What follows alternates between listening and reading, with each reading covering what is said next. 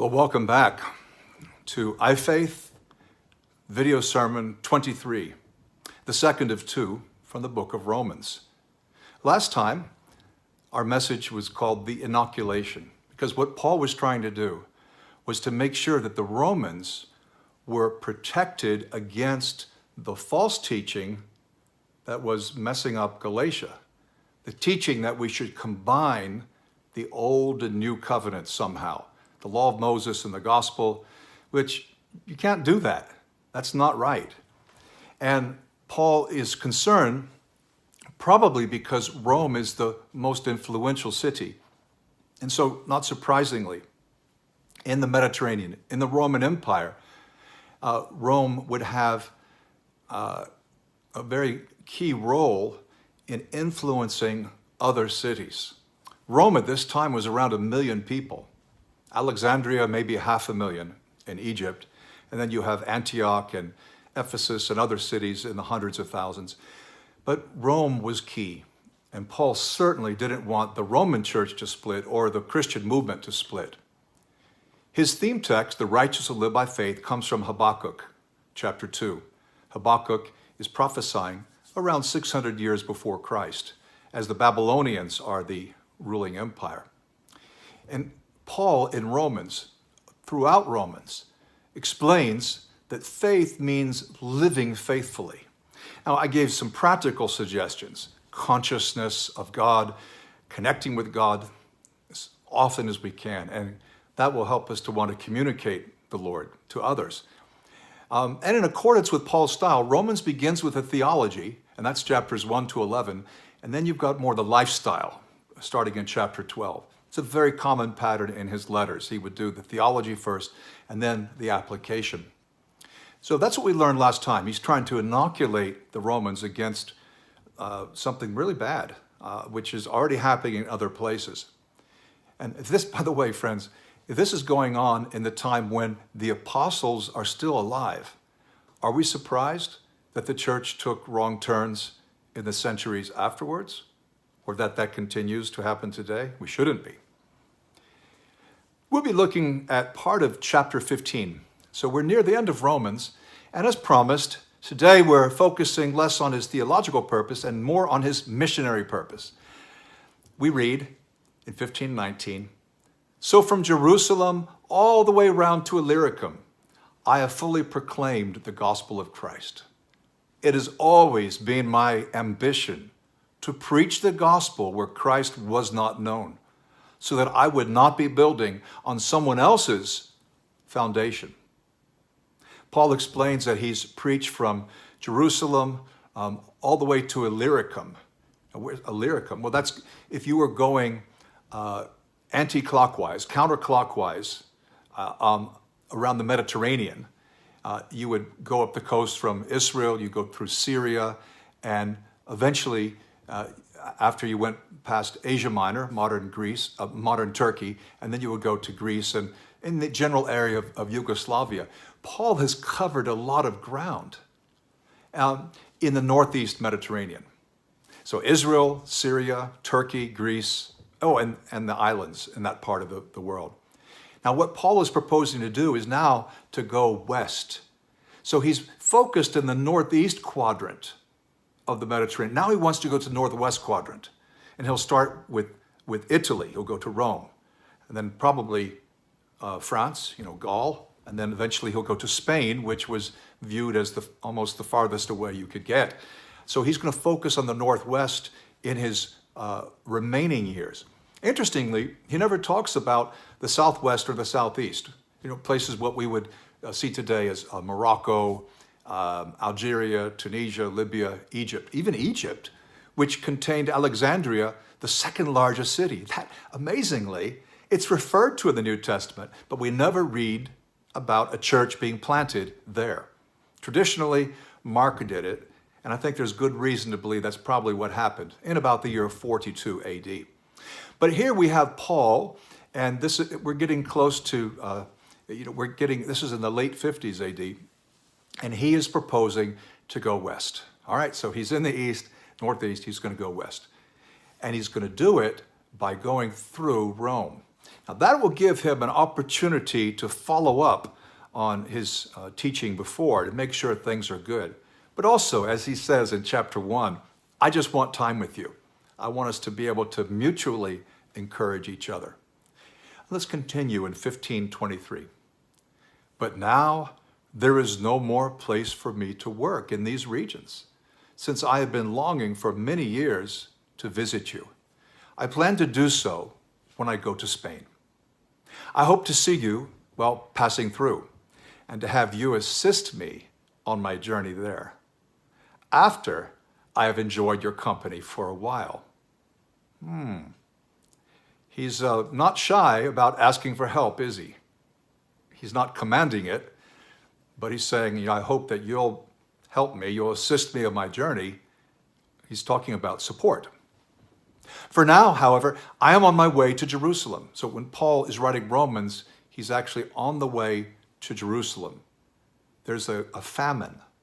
People will be starving, and the Gentile churches have collected money so that in Judea, the Jews will be able to find relief from the famine, and that the Christians won't starve.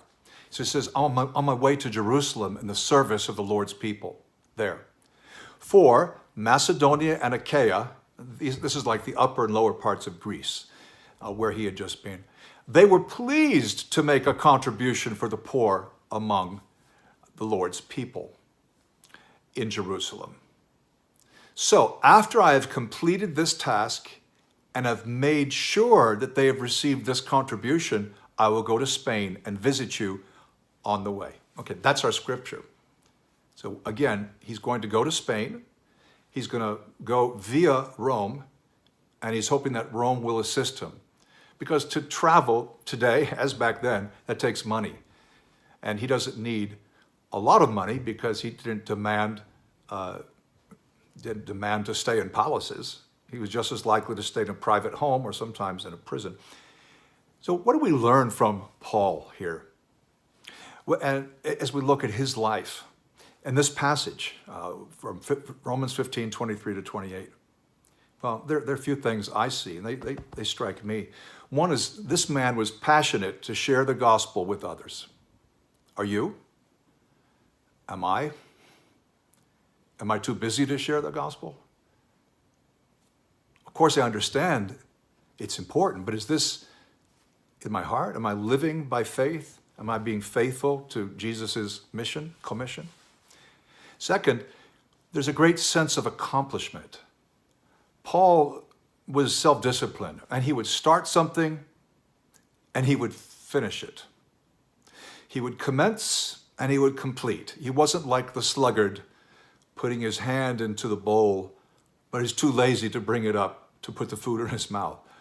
No, he finished. He was disciplined. And he was that way before he was a Christian. Not surprisingly, he was just as passionate as a Christian. He mentions that in Galatians 1. So he's passionate to share the gospel. He's a one who lives to accomplish things. He doesn't just sit down in a cave and meditate and try to become one with the universe. This is not some mystical Eastern Paul. Paul is a man of the people, and he's always with people. He cares about people. And he realizes that unless we have some direction, some kind of goal here, then large parts of the world will not hear the gospel. Thirdly, I see financial integrity. I never noticed this until I was preparing this message earlier today. See, he's going to Jerusalem, and he's bringing this contribution. This would be coins, lots of denarii or drachmas. He's bringing, who knows, the equivalent of thousands or tens of thousands of dollars or hundreds of thousands. He's bringing money. I hope he wouldn't be robbed. But he's bringing the money. Probably he has brothers with him traveling. But he's bringing the money back to Jerusalem, and there the leaders will be able to use it wisely to help the famine that was predicted, the famine that would be starving many Christians in Judea. So why do I say financial integrity? Because he's got the money. He's not dipping in. He's not reaching in to that contribution saying, well, I need to have a good dinner too. I'm starving. Or, yeah, I need this for my support. It seems that he's delivering the entire gift there. Not only that, we know that Paul didn't live a rich kind of life. He was comfortable with much. He was also comfortable with little. But he did not demand honors and privilege and comfort and luxury. That's what the false teachers expected, not Paul. So we see great financial integrity. He didn't want to waste the money. And here, he wasn't even borrowing from the money. I mean, he could have taken some of that and used that to go to Spain. But no, that would be inappropriate. And the last thing I see is this man is always pushing forward. So he accomplishes a lot. Well, because he has discipline, he's got passion, he's got integrity. But he's not satisfied. He's never going to just stop. He's always pushing forward. Sometimes he stays in a city for a few months or maybe a couple years, but normally he just keeps pushing on. Do we do that? Or am I one of those people who begins a project and then forgets I was even doing it? And now I can't even remember what I did. Are we that way when we read a book? Do we start? Do we get lost in the middle? Do we stop reading? Do we actually complete? Because many people I talk to, they start reading a book, but they don't normally finish reading it. Seems crazy. Are we like Paul in this way? Jesus, too, was very driven. He had a sense of discipline. He had that kind of self-control and love for the Father that kept him going. Well, it's time to conclude. Now, I called this message The Destination. And the question would be, well, what was actually Paul's destination? Was it Spain?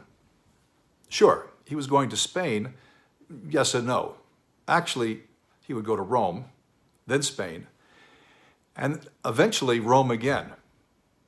He had the chance to start churches on the island of Crete and other places because he ended up being imprisoned in Rome, and then he was released.